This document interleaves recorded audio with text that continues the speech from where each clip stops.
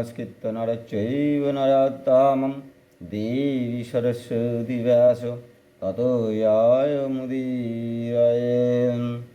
আমরা দশম অধ্যায়ের বিভূতি যোগে 29 নম্বর শ্লোক সম্পর্কে একটু অনুধ্যান করব।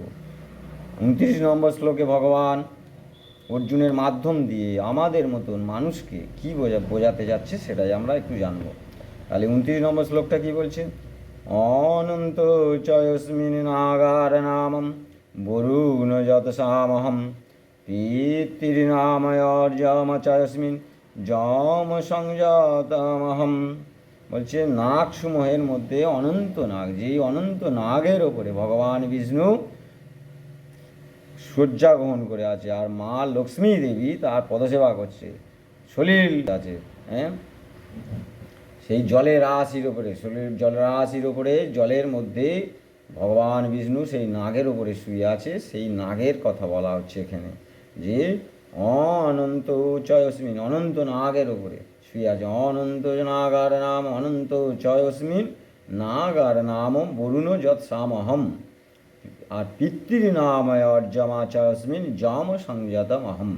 তাহলে বলছে আমি নাগ সমূহের মধ্যে সেই অনন্ত, আর আমি জলচরদের মধ্যে বরুণ, জলের দেবতা বরুণ, তো তাই জলচরদের মধ্যে আমি বরুণ, আর আমি পিতৃগণের মধ্যে অর্যমা,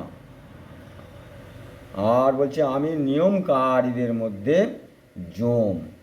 তাহলে এইটা যদি আমরা মানে একটু জানতে চাওয়ার চেষ্টা করি গভীরভাবে, তাহলে কি বলছে? বিষধর সর্প আছে, আর বিষধর সর্প আছে, আর বিষহীন সর্প আছে। বিষধর সর্পের মধ্যে হচ্ছে গিয়ে বাসকি ওই আছে, আর যারা বিষহীন সাপ তার মধ্যে হচ্ছে গিয়ে অনন্ত নামক নাগরাজ ভগবানের বিভূতি। বাসকির প্রচণ্ড বিষ। বাসকিকে সমুদ্র মন্থনের সময় দেবতারা এবং অসুররা দড়ি হিসাবে ব্যবহার করেছিল। দেবতারা লেজের দিকে, আর দৈত্যরা বাসকি নাগের মুখের দিকে ধরেছিল, কারণ বাসকি নাগের যে বিষ বা কামড়ে যদি দেয় তার ফলে মারা যাচ্ছিল। গল্পটা এরকম আছে। তাহলে সেখানেই বলতে যাচ্ছে যে বিষাধর সর্পজাতি হইতে বিষহীন নাগ জাতি ভিন্ন, এটা আমি জানতে হবে।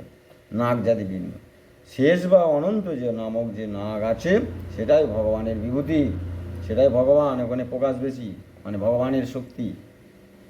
জলচরগণের মধ্যে জলচরগণের অধিনায়ক হচ্ছে সেই বরুণ দেবতা, জলের দেবতা বরুণ, সেই বলিয়া বরুণ ভগবানের বিভূতি। জলাচর যত প্রাণী আছে তাদের মধ্যে শ্রেষ্ঠ হচ্ছে বরুণ, জলের দেবতা বরুণ, সেই বরুণই হচ্ছে গিয়ে ভগবানের বিভূতি।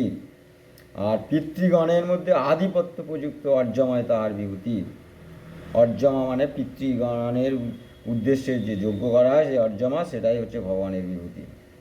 আর এই জড়জাগতিক সংসারে আমাদের ধর্ম অধর্ম বলে আছে, সুখ দুঃখ এসব আছে। হ্যাঁ, আর এই ধর্ম অধর্ম, তার ফলে পাপ পুণ্য, এই বিভিন্ন যে কর্ম চলছে, হ্যাঁ, আর সুখ দুঃখের মধ্যে দিয়ে যা কর্ম করছি আমরা, তার মধ্যে ফল প্রাপ্তি হিসাবে, হ্যাঁ, কি বলছে? ফল প্রাপ্তি হিসাবে এই ফল প্রদান করছে কে না? সেই যম, অর্থাৎ তাই মানে সেই যমকেই বলা হচ্ছে। হ্যাঁ, আমরা সাধারণত জানি শনি দেবতায় ফল প্রদান করে না, জমি, সেটাকে যমকেই বলা হচ্ছে এখানে। তাহলে তাহলে ফল প্রাপ্তির বিষয়ে অনুগ্রহ এবং নিগ্রহ রূপ সংযমকারী যত সমর্থ পুরুষ আছে তাদের মধ্যে সেই যমই হচ্ছে গিয়ে তার বিভূতি। ভগবান যদি এখানে বলা হয় শনিদেব, শনিদেবও ভগবানের বিভূতি, কর্মের ফল প্রদান করছে, যে যা কর্ম করছে সেই হিসাবে তার ফল প্রদান করছে। কিন্তু সব কিছু কর্মের ফল এখন বর্তমানে প্রদান করবেই কে? কার কিছু? সব কিছু জগতে যাই কর্ম করে না, সবচেয়ে বড় কর্মফল প্রদান করে সেই যমরাজ, সেটাই হচ্ছে কি মৃত্যু।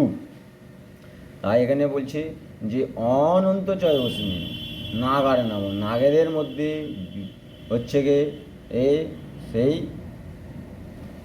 নাগেদের মধ্যে হচ্ছে অনন্ত নাগ। আর তার আগে শ্লোকে বলছে যে সর্পর নাম হয় অস্মিন বাসকি, সাপেদের মধ্যে, সর্প সময়ের মধ্যে বাসকি বলছে। আর এটা বলছে অনন্ত চয় অস্মিন নাগার নাম, এই অনন্ত নাগ যেটা বলা হচ্ছে সেইটাই হচ্ছে গিয়ে ভগবানের বিভূতি নাগেদের মধ্যে। আর বরুণ যৎ সামহম, আর এই জলেও জলচর প্রাণীসমূহের মধ্যে শ্রেষ্ঠত্বর দিক দিয়ে জলের দেবতা যে বরুণ তাকেই বলা হচ্ছে, সেটাই ভগবানের বিভূতি। পিতৃনাময় অর্যমাচায়স্মিন,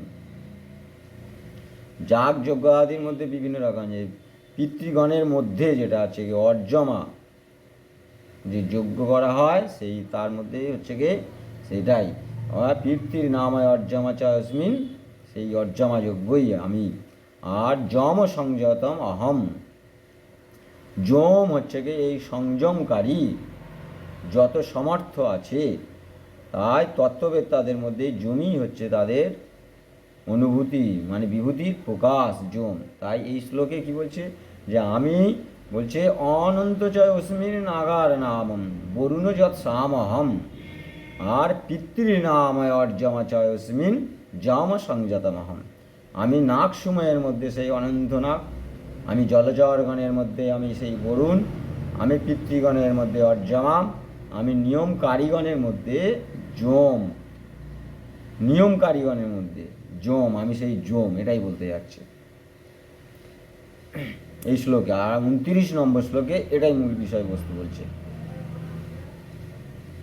তাই শ্লোকটা আরেকবার বলছি, অনন্ত চয়স্মিন নাগার নামম বরুণ যৎসামহম পিতৃনাময় অর্যামাচয়স্মিন জাম সংজাতমহম, আমি নাগ সমূহের মধ্যে সেই অনন্ত নাগ, আমি জলচরগণের মধ্যে বরুণ, আমি পিতৃগণের মধ্যে অর্যামম, আমি নিয়মকারীগণের মধ্যেই যম। জয় ভগবান শ্রীকৃষ্ণের জয়, অরম ব্রহ্ম সনাতনে জয়, অখণ্ড সচ্চিদানন্দের জয়।